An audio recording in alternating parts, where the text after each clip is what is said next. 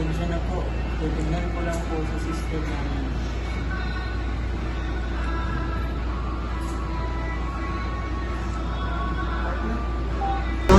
Mukhang naka-aberya po sa certain area namin.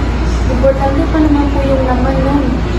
Pasensya na po talaga ma'am. Kakausapin ko namin ang isa sa pulis.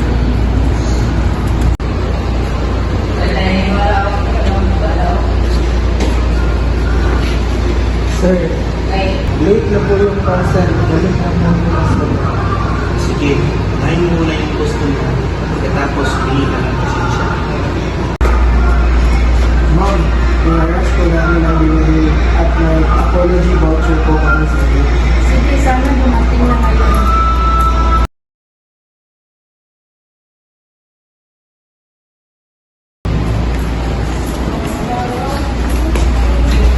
Good morning, sir. Yung parcel ko po, delay na naman. Ano pong nangyari? Naintindihan po namin ang reklamo niyo. Pasensya na po ma'am. Sabay-sabay po kasi yung delivery staff po. Hindi ko naman po kasalanan yun.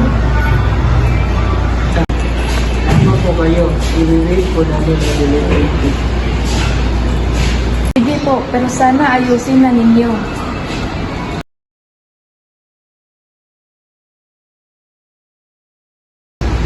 Marami nang nagre-reklamo dahil sa delayed parcel.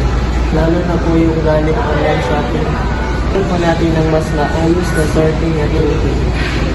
Mula ngayon, paayusin na natin ang proseso sa app.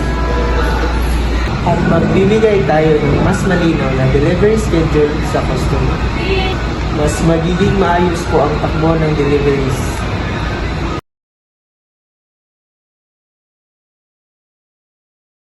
Dami ng online seller, mas mataas na ang expectation ng customer. Gusto po nila, alam nila agad kung nasaan na yung parcel nila. Makakatulong po ang real-time tracking at text notification. Lagi tayong ng live parcel tracking at automatic update. Mas mababawasan po ang reklamo.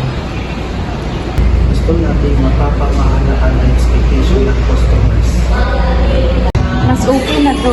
Kita ko na kung nasaan ang parcel ko.